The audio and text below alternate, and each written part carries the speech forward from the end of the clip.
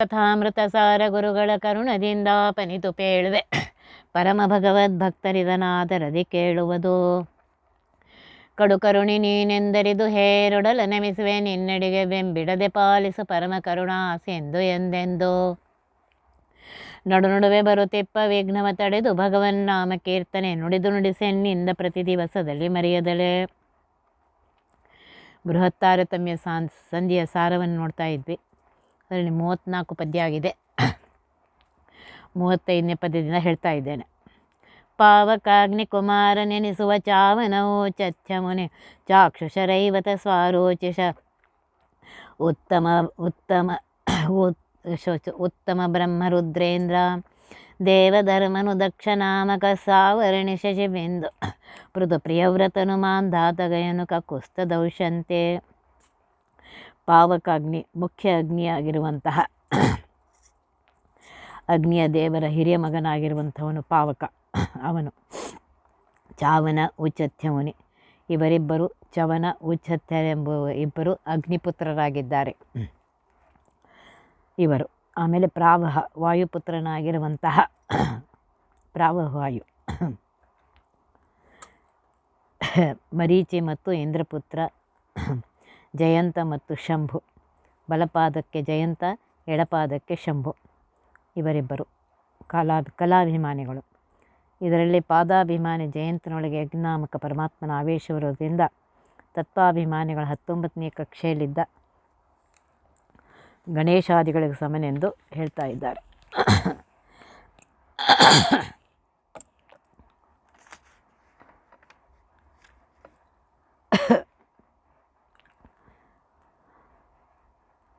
ಆಮೇಲೆ ಚಾಕ್ಷುಷ, ರೈವತ, ಸ್ವಾರೋಚಿಷ, ಉತ್ತಮ, ಬ್ರಹ್ಮ ಸಾವರಣಿ, ರುದ್ರ ಸಾವರಣಿ, ಇಂದ್ರ ಸಾವರಣಿ, ದೇವ ಸಾವರಣಿ, ಧರ್ಮ ಸಾವರಣಿ, ದಕ್ಷ ಸಾವರಣಿ ಸಾವರಣಿ ಈ ರೀತಿ 11 ಜನರ ಹೆಸರಿವೆ. ಇವರೇ ಇವರೇ ಎಲೆ ಸಾವರಣಿ ಅಂತ ಹೇಳಿ ಚಾಕ್ಷುಷ, ರೈವತ, ಸ್ವಾರೋಚಿಷ, ಬ್ರಹ್ಮ, ರುದ್ರೇಂದ್ರ, ದೇವ, ಧರ್ಮ, ದಕ್ಷ ಅಂಥೇಳಿ ಸಾವರಣಿ ಅಂಥೇಳಿ ಸ್ತೋತ್ರ ಮಾಡಿದ್ದಾರೆ. ಭರತ ಋಷಭಜ ಹರಿಣಿ ಜದ್ವಿಜ ಭರತ ಮೊದಲಾದ ಕೆಳರಾಯರೊಳು ಇರುತಿಹದು ಶ್ರೀ ವಿಷ್ಣು ಪ್ರಾಣಾವೇಶ ಪ್ರತಿದಿನದಿ. ವರದಿ ವಸ್ಪತಿ ಶಂಭುರದ್ಭುತ ಕರೆಸುವನು ಬಲಿವಿಧೃತ ಧೃತಶುಚಿ ನೆರೆ ಖಲು ಕೃತಧಾಮ ಮೊದಲಾದ ಅಷ್ಟಗಂಧರ್ವ ದೌಶಂತಿ. ದುಷ್ಯಂತರಾಜನಲ್ಲಿ ಶಕುಂತಲಾನಿಂದ ಹುಟ್ಟಿದಂತಹ ಭರತರಾಜ, ಎರಡನೇದು ಋಷಭನಾಮಕ ಪರಮಾತ್ಮನಿಂದ ಹುಟ್ಟಿದಂತಹ ಭರತರಾಜ, ಮೂರನೇದು ಹರಿಣಿಜ ಚಿಗರೆ ಜನ್ಮದಿ ಹುಟ್ಟಿದವನು, ದ್ವಿಜ ಕೊನೆಯ ಜನ್ಮ ಬ್ರಾಹ್ಮಣನಾಗಿ ಹುಟ್ಟಿದ ಭರತರಾಜನೇ ಮೊದಲಾಗಿರುವಂತಹ ಅಖಿಳರಾಜರಲ್ಲಿದೆ ಶ್ರೀ ವಿಷ್ಣು ಪ್ರಾಣಾವೇಶ ಪ್ರತಿದಿನ ಅಂತ ಹೇಳ್ತಾರೆ. ಈ 100 ಜನ ರಾಜರಲ್ಲಿ ಸದಾ ವಿಷ್ಣುವಿನ ಮತ್ತು ಪ್ರಾಣದೇವರ ಆವೇಶ ಇರುತ್ತಿದೆ, ಎಲ್ಲ ಕಾಲದಲ್ಲಿ ಇದೆ ಅಂತ ಹೇಳಿ ಹೇಳ್ತಾ ಇದ್ದಾರೆ. ಭರತರಾಜನಿಗೆ 3 ಜನ್ಮ. ಋಷಭನಾಮಕ ಹರಿಯಿಂದ ಹುಟ್ಟಿದಂತಹ ಜನನ, ಒಂದು ಚಿಗರೆಯ ಮರಿಯಾಗಿ ಹುಟ್ಟಿದ್ದು, 2ನೇ ಸಲ ಅಂಗಿರಸನ ವಿಪ್ರನಲ್ಲಿ ಹುಟ್ಟಿದ್ದು, 3ನೇ ಸಲ ಭರತ. ಈ ರೀತಿಯಾಗಿ ಬೃಹತ್ ತಾರತಮ್ಯ ಅಂತಿದೆ. ಪ್ರತಿಯೊಂದು ಕಕ್ಷೆಯಲ್ಲಿ ಬರುವಂತಹ ಅವರ ಅವತಾರವನ್ನು ತೆಗೆದುಕೊಂಡಂತಂದು ಹೇಳ್ತಾ ಇದ್ದಾರೆ. ಅರಸುಗಳು ಕರ್ಮಜರು ವೈಶ್ವಾನರ ಗದಮಶತ ಗುಣದಿ ವಿಘ್ನೇಶ್ವರಗೆ ಕಿಂಚಿತ್ ಗುಣ ಕಡಿಮೆ ಬಲಿ ಮುಖ್ಯ ಪಾವಕರು. ಶರ್ವ ಪರ್ಜನ್ಯಾಖ್ಯ ಮೇಘಪತರಣಿ ಭಾರ್ಯ ಸಂಜ್ಞೆ ಶಾರ್ವರಿ ಕರನ ಪತ್ನಿ ರೋಹಿಣಿ ಶ್ಯಾಮಲಾ ದೇವಕಿಯು. ಅರಸುಗಳು ಕರ್ಮಜರಾಜರು ವೈಶ್ವಾನರಿಗೆ ಅಗ್ನಿದೇವರಿಗೆ ಶತಗುಣದಿಂದ ಅಧಮರು 100 ಗುಣದಿಂದ ಕಡಿಮೆಯಾಗಿದ್ದಾರೆ. ಮತ್ತು ವಿಘ್ನೇಶ್ವರಿಗೆ ಮತ್ತು ಗಣೇಶನಿಗೆ ಕಿಂಚಿತ್ ಗುಣ ಸ್ವಲ್ಪ ಗುಣದಿಂದ ಕಡಿಮೆಯಾಗಿದ್ದಾರೆ. ಬಲಿ ಚಕ್ರವರ್ತಿಯ ಮೊದಲಾದಂತಹ ರಾಜರು, ಪಾವಕರು, ಅಗ್ನಿಪುತ್ರಾದಿಗಳು ಕಿಂಚಿತ್ ಗುಣ ಕಡಿಮೆಯಾಗಿದ್ದಾರೆ. ಮುಂದೆನೇ 20ನೇ ಕಕ್ಷೆಯಲ್ಲಿ ಬರುವಂತಹ ದೇವತೆಗಳ ಬಗ್ಗೆ ಹೇಳ್ತಾ ಇದ್ದಾರೆ. ಮೇಘಾಧಿಪತಿಯಾಗಿರುವಂತಹ ಪರ್ಜನ್ಯಾಖ್ಯ ಪರ್ಜನ್ಯಾಮಕ ಸೂರ್ಯ, ಶರಭ ರಾಮಾವತಾರದಲ್ಲಿ ರಾಮದೇವರ ಸೇವೆಗೋಸ್ಕರ ಶರಭನೆಂಬ ಕಪಿಯಾಗಿ ಅವತಾರವನ್ನು ತೆಗೆದುಕೊಳ್ತಾನೆ. ತರಣಿ ಭಾರ್ಯ ವಿವಸ್ವಾನ್ ನಾಮಕ ಸೂರ್ಯನ ಪತ್ನಿಯಾಗಿರುವಂತಹ ಸಂಜ್ಞಾದೇವಿ, ಶಾರ್ವರೀಕರಣ ಪತ್ನಿ ಚಂದ್ರದೇವನ ಪತ್ನಿಯಾಗಿರುವಂತಹ ರೋಹಿಣೀ ದೇವಿ, ಶ್ಯಾಮಲಾದೇವಿ ಯಮದೇವರ ಪತ್ನಿಯಾಗಿರುವಂಥ ಶ್ಯಾಮಲಾದೇವಿ. ಈ ಶ್ಯಾಮಲಾದೇವಿ ದೇವಕಿ ಆಗಿದ್ದಾಳೆ. ಈಕೆಯು ಧರ್ಮರಾಜನ ನೀತ ಪತ್ನಿ ಎಂದು ಮುಂದಿನ ಪದ್ಯದಲ್ಲಿ ಹೇಳೋರಿದ್ದಾರೆ. ಅರಸಿಯನೆಪಳು ಧರ್ಮರಾಜಗೆ ವರುಣ ಭಾರ್ಯೋ ಶಾದಿ, ಷಟ್ಕರು ಕೊರತೆಯನೆಪರು ಪಾವಕಾದ್ಯರಿಗೆ 2 ಗುಣದಿಂದ 2 ಜನರಿಂದ ಧಮಸ್ವಹ ಕರೆಸುವಳು ಉಷಾದೇವಿ ವೈಶ್ವಾನರನ ಮಡದಿಗೆ ದಶಗುಣಾವರ ಎನಿಸುವಳು ಅಶ್ವಿನಿ ಭಾರ್ಯ ದೇವಕಿಯು. ಹಿಂದಿನ ಪದ್ಯದಿಂದ ಮುಂದುವರಿಸ್ತಾ ಇದ್ದಾರೆ. ಅರಸಿಯನೆಪಳು ಧರ್ಮರಾಜನ ನೀತ ಪತ್ನಿಯಾಗಿರುವಂತಹ ಆಕೆ ಹೆಸರು ದೇವಕಿ ಅಂತಿದೆ. ಶ್ರೀಕೃಷ್ಣನ ತಾಯಿ ದೇವಕಿ ಅಲ್ಲ ಇವಳು. ಈ ದೇವಕಿಯೇ ಬೇರೆ, ಶ್ಯಾಮಲಾದೇವಿಯ ರೂಪ ಇದು. ವರುಣ ಭಾರ್ಯ ವರುಣದೇವರ ಪತ್ನಿಯಾಗಿರುವಂತಹ ಗಂಗಾದೇವಿ ಮೊದಲಾಗಿ ಷಟ್ಕರು ಅಂತ ಹೇಳಿದರೆ 6 ಜನರು. ಗಂಗಾ, ಸಂಜ್ಞಾ, ಶ್ಯಾಮಲಾ, ರೋಹಿಣಿ, ಅನಿರುದ್ಧನ ಪತ್ನಿಯಾಗಿರುವಂತಹ ಉಷಾದೇವಿ, ಬ್ರಹ್ಮಾಂಡ ಅಭಿಮಾನಿಯಾಗಿರುವಂತಹ ಉಷಾದೇವಿ, ಪರ್ಜನ್ಯ ನಾಮಕ ಸುರ. ಈ 6 ಜನರು 20ನೇ ಕಕ್ಷೆಯಲ್ಲಿದ್ದಾರೆ. ಪಾವಕಾದ್ಯರಿಗೆ 2 ಗುಣದಿಂದ ಕಡಿಮೆಯಾಗಿದ್ದಾರೆ. 19ನೇ ಕಕ್ಷೆಯಲ್ಲಿರುವಂತಹ ಅಗ್ನಿಪುತ್ರ ಪಾವಕ ಮೊದಲಾದವರಿಗೆ 2 ಗುಣದಿಂದ ಕಡಿಮೆಯವರಾಗಿದ್ದಾರೆ ಅಂತ ಹೇಳ್ತಾ ಇದ್ದಾರೆ. ಸುದರ್ಶನ ಶಕ್ರಾದಿ ಸುರಯುತ ಬುಧನು ತಾನಭಿಮನ್ಯು ಎನಿಸುವ ಬುಧನಿಗಿಂದಶ್ವಿನಿ ಭಾರ್ಯ ಶಲ್ಯಮಾಘಧರ. ಉದರ ಜೋಷಾದೇವಿಗಿಂತಲೇ ಅಧಮನೆನಿಪ ಶನೈಶ್ಚರನು ಶನಿಗಧಮ ಪುಷ್ಕರ ಕರ್ಮಪನು ಎನಿಸುವ ಬುಧರಿಂದ.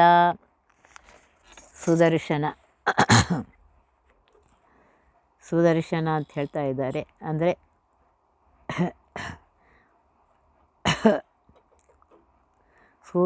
ಶುಭಕರವಾದ ಸೂಕ್ಷ್ಮ ಜ್ಞಾನವುಳ್ಳಂತಹ ಪೂರ್ಣನಾಗಿರುವಂತಹ ಶುಭ ಜ್ಞಾನವನ್ನು ಕೊಡಲು ಶುಭ ನೇತ್ರಗಳುಳ್ಳಂತಹ ಕಾರುಣ್ಯ ದೃಷ್ಟಿಯುಳ್ಳಂತಹ ಪರಮಾತ್ಮನಿಗೆ ಸುದರ್ಶನ ಅಂತ ಹೆಸರು. ಸುದರ್ಶನ, ಹರಿ, ಕೃಷ್ಣ ಇತ್ಯಾದಿ ಶಕ್ರಾದಿ ಇಂದ್ರನೇ ಮೊದಲಾಗಿರುವಂತಹ, ಅಂದರೆ ಹರಿ, ವಾಯು, ಇಂದ್ರ, ಧರ್ಮ, ಅಶ್ವಿನಿ, ಆವೇಶಯುಕ್ತನಾಗಿರುವಂತಹ ಚಂದ್ರನ ಮಗ ಬುಧ ಸುಭದ್ರಾದೇವಿಯಲ್ಲಿ ಅರ್ಜುನನಿಂದ ಅಭಿಮನ್ಯುವಾಗಿ ಅವತಾರವನ್ನು ತೆಗೆದುಕೊಳ್ತಾನೆ.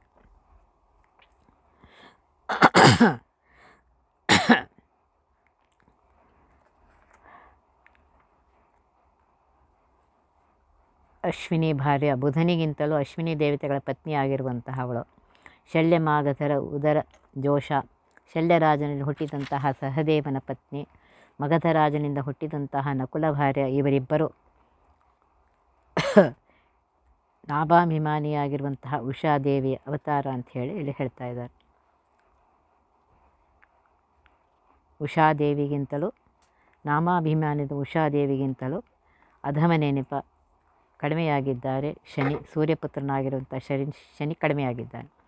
ಈ ಶನೀಶ್ಗಿಂತಲೂ ಕಡಿಮೆಯಾಗಿದ್ದಾನೆ ಯಾರು ಅಂದರೆ ಕರ್ಮಪನು, ಸುಕರ್ಮಾಭಿಮಾನಿಯುವಂಥ ಪುಷ್ಕರ ದೇವನು. ಇಷ್ಟೆಲ್ಲ ಯಾಕೆ ಹೇಳ್ತಾ ಇದ್ದಾರೆ ಅಂದರೆ ಸರಿಯಾಗಿ ತಾರತಮ್ಯವನ್ನು ತಿಳಿದುಕೊಂಡು ಆಯಾ ದೇವತೆಗಳ ಪೂಜೆ ಮಾಡಲಿಕ್ಕೇ ಬೇಕು. ಆ ದೇವತೆಗಳ ಪೂಜೆ ಮಾಡುವಾಗ ತಾರತಮ್ಯವನ್ನು ತಿಳಿದುಕೊಂಡು ಆ ದೇವತೆಗಳ ಅಂತರ್ಗತ ಭಾರತೀಯ ರಮಣ ಮುಖ್ಯ ಪ್ರಾಣ ಅಂತರ್ಗತ ಪರಮಾತ್ಮನ ಇದು ಮಾಡಿದರೆ ಆಗ ಆ ದೇವತೆಗಳಿಗೂ ಸಂತೋಷ ಆಗುತ್ತೆ, ಪರಮಾತ್ಮನಿಗೂ ಸಂತೋಷ ಆಗುತ್ತೆ.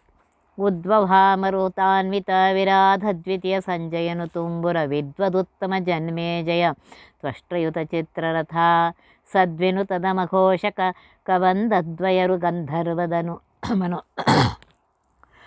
ಪದ್ಮಸಂಭವಯುತ ಕ್ರೂರ ಕಿಶೋರ ನೆನೆಸುವನು. ತುಂಬುರನೆಂಬ ಗಂಧರ್ವನಿಗೆ 2 ಅವತಾರ. ವಿರಾಧ ಅಂತ ಮೊದಲನೇದು, ವಿರಾಧ ಅಂತ ರಾಕ್ಷಸನಾಗ್ತಾನೆ. ಯಾಕೆ ಅವರ ರಾಕ್ಷಸ ಜನ್ಮ ಬಂತು ಅಂದರೆ ಕುಬೇರನ ಶಾಪದಿಂದ ರಾಕ್ಷಸ ಜನ್ಮ ಬಂದಿದೆ. ಈ ತುಂಬುರ ಗಂಧರ್ವಪತಿಯೇ ದ್ವಾಪರದಲ್ಲಿ ಉದ್ವಹನೆಂಬ ಮರುತನ ಆವೇಶಯುಕ್ತನಾಗಿ ಸಂಜಯ ಅಂತ ಹೇಳಿ ಅವತಾರವನ್ನು ತೆಗೆದುಕೊಳ್ತಾನೆ. ಚಿತ್ರರಥ ಎಂಬ ಗಂಧರ್ವನು ತ್ವಷ್ಟೃಯುತ ಸೂರ್ಯನಾಮಕ ಆವೇಶದಿಂದ ವಿದ್ವದುತ್ತಮ ಜ್ಞಾನಿ ಉತ್ತಮನಾದಂತಹ ಜನಮೇಜಯ ರಾಜ ದೃಪದ ಪುತ್ರನಾಗಿ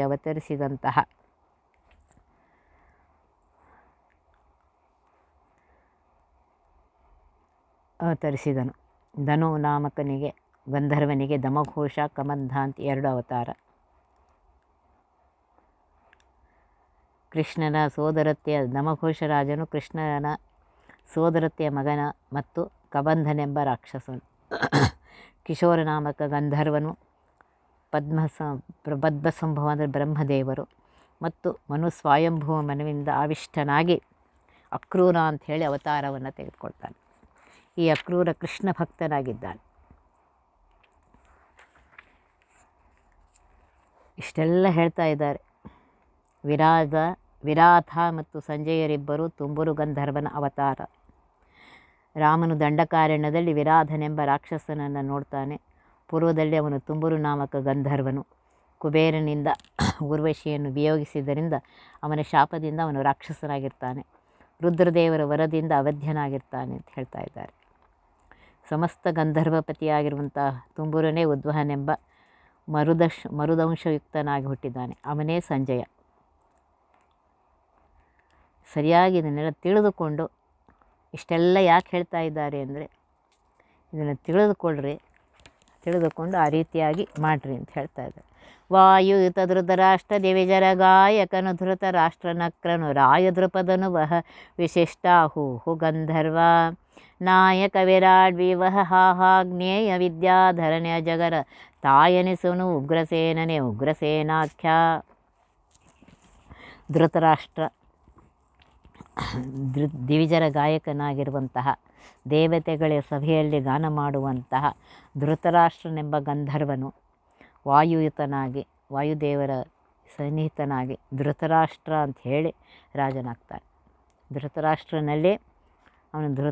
ಅನ್ನುವಂತಹ ಗಂಧರ್ವ, ಅವನು ದೇವತೆಗಳ ಗಂಧರ್ವ. ಅವನಲ್ಲಿ ವಾಯುದೇವರ ಆವೇಶ ಇದೆ. ಗಂಧರ್ವನಿಗೆ 2 ಅವತಾರ. ಒಂದು ನಕ್ರ, ಮೊಸಳೆಯಾಗಿ ಜನಿಸ್ತಾನೆ. ಮಡುವಿನಲ್ಲಿದ್ದಾಗ ಗಜರಾಜನಿಗೆ ಬಾಧೆಪಡಿಸಿದಾಗ ಶ್ರೀಕೃಷ್ಣನ ಚಕ್ರದಿಂದ ಹತನಾಗ್ತಾನೆ. ಇದು ಒಂದು ರೂಪ ನಕ್ರದ್ದು, ಗಂಧರ್ವದ್ದು. 2ನೇದು ದೃಪದ ರಾಜನು ವಹ ವಿಶಿಷ್ಟ ಉದ್ವಹ ಮರುತಾವಿಷ್ಟನಾಗಿರುವಂತಹ ದೃಪರಾಜನ ಅವತಾರ. ನೋಡಿರಿ, ಗಂಧರ್ವನಿಗೆ 2 ಅವತಾರ. ಒಂದು ಮೊಸಳೆಯಾಗಿ ಹುಟ್ಟುತ್ತಾನೆ, ಇನ್ನೊಂದು ದೃಪದ ರಾಜನಾಗಿ ಹುಟ್ಟುತ್ತಾನೆ. ಹಾಹಾಗ್ನೇಯ ಎಂಬ ದೇವನಾಮಕ ಗಂಧರ್ವ ವಿವಹ ಮಾರುತನ ಆವೇಶದಿಂದ ವಿರಾಟ್ ರಾಜನಾಗಿ ಅವತಾರ ಮಾಡ್ತಾನೆ. ವಿದ್ಯಾಧರನೇ ಅಜಗರ ಸರ್ಪನೆಂದು ತಿಳ್ಕೋಬೇಕು. ವಿದ್ಯಾಧರನೇ. ಉಗ್ರಸೇನ ನಾಮಕ ಗಂಧರ್ವ ಉಗ್ರಸೇನಾಖ್ಯ ಉಗ್ರಸೇನ ರಾಜನಾಗಿ ಅವತಾರವನ್ನು ತೆಗೆದುಕೊಳ್ತಾನೆ. ಬೃಹತ್ ತಾರತಮ್ಯ ಒಂದೊಂದೇ ಸರಿಯಾಗಿ ಎಲ್ಲ ಕಕ್ಷೆಯಲ್ಲಿ ಬಂದಿರುವಂಥ ಎಲ್ಲ ಬಗ್ಗೆ ಹೇಳ್ತಾ ಇದ್ದಾರೆ. ಬಿಸಜ ಸಂಭವಯುಕ್ತ ವಿಶ್ವಾವಸು ಯುಧಾಮನ್ಯುತ್ತಮೌಜಸ ಬಿಸುಜ ಮಿತ್ರಾರ್ಯಮಯುತ ಪರಾವಸು ಎನಿಸುತ್ತಿಪ್ಪ ಅಸಮಮಿತ್ರಾನ್ವಿತನು ಸತ್ಯಜಿತು ವಸುಧೆಯಳು ಚಿತ್ರಸೇನ ಅಮೃತಾಂಧಸರು ಗಾಯಕರೆಂದು ಕರೆಸುವರು. ಆವ ಕಾಲದಲ್ಲಿ ವಿಶ್ವಾವಸು ಎಂಬ ನಾಮಕ ಗಂಧರ್ವ ಬಿಸಜ ಸಂಭವಯುಕ್ತ ಕಮಲದಿಂದ ಹುಟ್ಟಿದಂತಹ ಬ್ರಹ್ಮಾವೇಶದಿಂದ ಆಯುಕ್ತನಾಗಿದ್ದಾನೆ. ಯುಧಾಮನ್ಯು ಎಂದು ದೃಪದ ರಾಜನ ಪುತ್ರನ ಅವತಾರ ಇವತ್ತು. ಪರಾವಸು ಎಂಬುವಂತಹ ಗಂಧರ್ವ ಬಿಸಜ ನಾಮಕ ಕಮಲ ಮಿತ್ರನಾಗಿರುವಂತಹ ಅರ್ಯಮ ಎಂಬ ಸೂರ್ಯನ ಆವೇಶದಿಂದ ಯುಕ್ತನಾಗಿ ಉತ್ತಮೌಜಸ ಎಂಬ ನಾಮದಿಂದ ದೃಪರಾಜನಲ್ಲಿ ಅವತಾರವನ್ನು ತೆಗೆದುಕೊಳ್ತಾನೆ. ಚಿತ್ರಸೇನ ಎನ್ನುವಂತಹ ಗಂಧರ್ವ ಬಲಿಷ್ಠನಾಗಿರುವಂತಹ ಮಿತ್ರನಾಮಕರ ಸೂರ್ಯನ ಆವೇಶದಿಂದ ಕೂಡಿ ಸತ್ಯಜಿತನೆಂದು ದೃಪದ ರಾಜನಲ್ಲೇ ಕೊನೆಯ ಮಗನಾಗಿ ಹುಟ್ಟುತ್ತಾನೆ. ಈ 3 ಗಂಧರ್ವರು ವಸುಧೆಯಳು ಭೂಮಿಯಲ್ಲಿ ಯುಧಾಮನ್ನು ಉತ್ತಮೌಜಸ ಸತ್ಯಜಿತರಾಗಿ ಅವತಾರವನ್ನು ತೆಗೆದುತ್ತಾರೆ. ಇವರು ಅಮೃತಾಂಸರು. ಅಮೃತವೇ ಇವರಿಗೆ ಅನ್ನವಾಗಿರುವಂತಹ ದೇವತೆಗಳು, ಅವರೇ ದೇವತೆಗಳ ಗಾಯಕರೆಂದು ದೇವಸಭೆಯಲ್ಲಿ ಗಾನ ಮಾಡುವಂತಹ ಗಂಧರ್ವರಾಗಿದ್ದಾರೆ ಇವರು. ಉಳಿದ ಗಂಧರ್ವರುಗಳೆಲ್ಲರೂ ಬಲಿ ಮೊದಲು ಗೋಪಾಲರೆನೆಪರು, ಇಳೆಯೊಳಗೆ ಸೈರಂದ್ರೆ ಪಿಂಗಳೆ ಅಪ್ಸರ ಸ್ತ್ರೀಯಳು, ತಿಲೋತ್ತಮೆಯು ಪೂರ್ವದಲ್ಲಿ ನಕುಲನಲನೆ ಪಾರ್ವತಿ ಅನಿಸುವಳು, ಗೋಕುಲದ ಗೋಪಿಯರೆಲ್ಲ ಶಬರಿ ಮುಖ್ಯ ಅಪ್ಸರರು. ಉಳಿದ 22ನೇ ಕಕ್ಷೆಯಲ್ಲಿ ಹೇಳಿದಂತಹ 8 ಜನ ಗಂಧರ್ವರು ಮತ್ತು ಹಿಂದಿನದಲ್ಲಿ ಹೇಳಿದಂತಹ ಗಂಧರ್ವನ ಬಿಟ್ಟು ಉಳಿದ ಗಂಧರ್ವರೆಲ್ಲರೂ, ಬಲಿ ಮೊದಲಾದ ಗಂಧರ್ವರೇ ಎಲ್ಲರೂ ಗೋಪಾಲಕರೆನಿಸುವ ಗೋಕುಲದಲ್ಲಿ ಗೋಪಾಲಕರಾಗಿ ಅವತಾರವನ್ನು ತೆಗೆದುಕೊಳ್ತಾರೆ. ಇನ್ನು ಇಳೆಯೊಳಗೆ, ಇನ್ನು ಭೂಮಿಯಲ್ಲಿ ಹುಟ್ಟಿ ಸೈರಂಧ್ರಿ ಎಂಬ ಕುಬ್ಜ ಎನ್ನುವಂಥ ಶ್ರೀಕೃಷ್ಣನಿಗೆ ಗಂಧರ್ವನ್ನು ಅರ್ಪಿಸ್ತಾಳೆ. ಪೂರ್ವದಲ್ಲಿ ಇವಳು ಪಿಂಗಳೆ ಎಂಬ ಅಪ್ಸರಾಸ್ತ್ರೀ, ಪೂರ್ವದಲ್ಲಿ ಮೊದಲಿಗೆ ತಿಲೋತ್ತಮೆ ಎಂಬ ಅಪ್ಸರ ಸ್ತ್ರೀಯಳೆ, ನಕುಲನ ಲಲನೆ ಶಾರ್ವನ ಮಗಳಲ್ಲದೆ ಬೇರೊಬ್ಬ ಪತ್ನಿ ಇದ್ದಳು, ಆಕೆಯು ಪಾರ್ವತಿ ಎನಿಸುವಳು, ಪಾರ್ವತಿ ಎಂಬ ನಾಮದಿಂದ ಕರೆಸಿದಳು. ಶಬರಿ ಮುಖ್ಯ ಅಪ್ಸರರು, ರಾಮಾವತಾರ ಕಾಲದಲ್ಲಿ ಶಬರಿ ಮುಂತಾಗಿ ಹುಟ್ಟಿದಂತಹ ಅಪ್ಸರೆಯು ಇನ್ನುಳಿದ ಅಪ್ಸರಾಸ್ತ್ರೀಯರು ಗೋಕುಲದಲ್ಲಿ ಗೋಪಿಕೆಯರಾಗಿ, ಕೃಷ್ಣಾವತಾರ ಕಾಲದಲ್ಲಿ ಗೋಕುಲದಲ್ಲಿ ಗೋಪಿಕಾಸ್ತ್ರೀಯರಾಗಿ ಅವತಾರವನ್ನು ತೆಗೆದುಕೊಳ್ತಾ ಇದ್ದಾರೆ.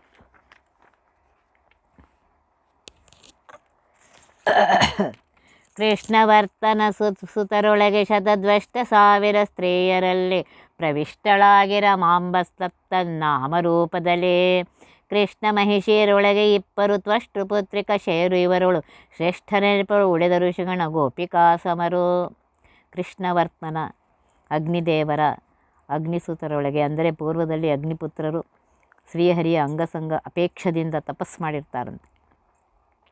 ಕೃಷ್ಣಾವತಾರ ಕಾಲದಲ್ಲಿ ನಿಮಗೆ ಅಂಗಸಂಗವನ್ನು ಕೊಡ್ತೇನೆ ಅಂತ ಹೇಳಿದ್ದಾರೆ.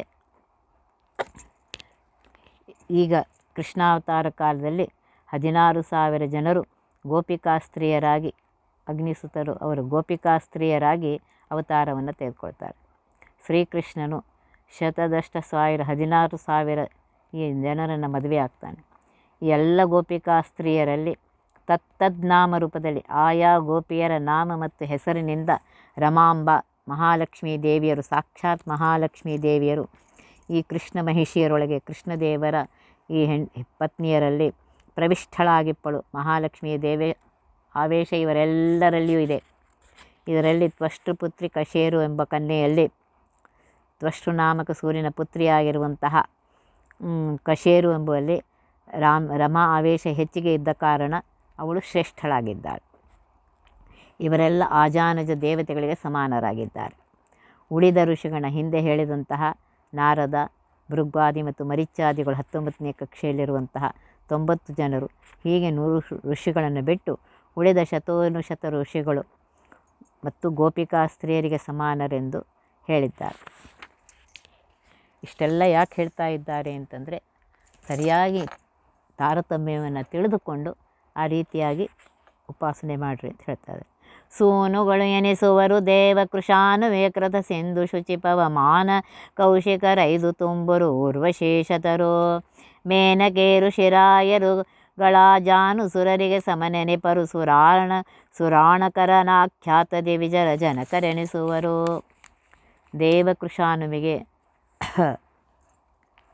ಅಗ್ನಿದೇವರಿಗೆ, ದೇವಕೃಶಾನು ಅಂತಂದರೆ ಅಗ್ನಿದೇವರಿಗೆ ಕ್ರತು, ಸಿಂಧು, ಶುಚಿ, ಪವಮಾನ, ಕೌಶಿಕ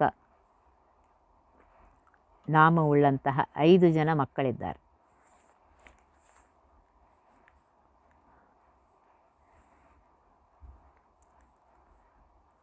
ಪವಮಾನ ಎಂಬ ಅಗ್ನಿಗೆ ಪವಮಾನ, ಕೃತ ಅಂತ 2 ಮಕ್ಕಳು, ಕೌಶಿಕ, ಸಿಂಧು ಎಂದು 2 ಅಗ್ನಿಯ ಮಕ್ಕಳು, ಶುಚಿ ಎಂಬ ಅಗ್ನಿಗೆ ಶುಚಿ ಎಂಬ ಮಗ. ಹೀಗೆ 5 ಜನರು ಅಗ್ನಿ ಮಕ್ಕಳು. ತುಂಬುರಾದಿ 100 ಜನ ಗಂಧರ್ವರು. ಇವರಲ್ಲಿ 8 ಜನ ಕರ್ಮಜರಲ್ಲಿ ಹೇಳಿದವರನ್ನು ಬಿಟ್ಟು ಉಳಿದ ಗಂಧರ್ವರು, ಊರ್ವಶಿ, ಮೇನಕ 100 ಜನ ಅಪ್ಸರಾಸ್ತ್ರೀಯರು, ಕರ್ಮಜರಲ್ಲಿ ಹೇಳಿದವರನ್ನು ಬಿಟ್ಟು ಆ 100 ಜನರಲ್ಲಿದ್ದ ಅಪ್ಸರಾಸ್ತ್ರೀಯರು ಮತ್ತು ಋಷಿ ಹಿಂದಿನ ನಾರದ, ಭೃಗು, ವಸಿಷ್ಠಾದಿ 7 ಜನರನ್ನು ಮತ್ತು ವಿಶ್ವಾಮಿತ್ರಾದಿ ಹೀಗೆ 10 ಜನ ಕರ್ಮಜ ದೇವತೆಗಳಿರುವ 90 ಋಷಿಗಳು, ಹೀಗೆ 100 ಜನ ಋಷಿಗಳನ್ನು ಬಿಟ್ಟು ಶತೋನು ಕೋಟಿ ಶತ ಋಷಿಗಳು, ರಾಯರುಗಳು, ಪ್ರಹ್ಲಾದ, ಪೃಥು ಆದಿ ಇತ್ಯಾದಿ 100 ಜನ ರಾಜರು, ಕರ್ಮಜ ದೇವತೆಗಳಲ್ಲಿರುವಂತಹ ಬಿಟ್ಟು ಉಳಿದ ರಾಜರು ಆಜಾನಜ ಸೂರ್ಯರಿಗೆ ಸಮನಿಸುವರು. ಇಷ್ಟೆಲ್ಲ ಯಾಕೆ ಹೇಳ್ತಾ ಇದ್ದಾರೆ ಅಂತಂದರೆ, ಸರಿಯಾಗಿ ತಾರತಮ್ಯವನ್ನು ತಿಳಿದುಕೊಂಡು ಆ ರೀತಿಯಾಗಿ ಉಪಾಸನೆಯನ್ನು ಮಾಡಿರಿ, ಆಗ ಪರಮಾತ್ಮ ಅನುಗ್ರಹ ಮಾಡ್ತಾನೆ.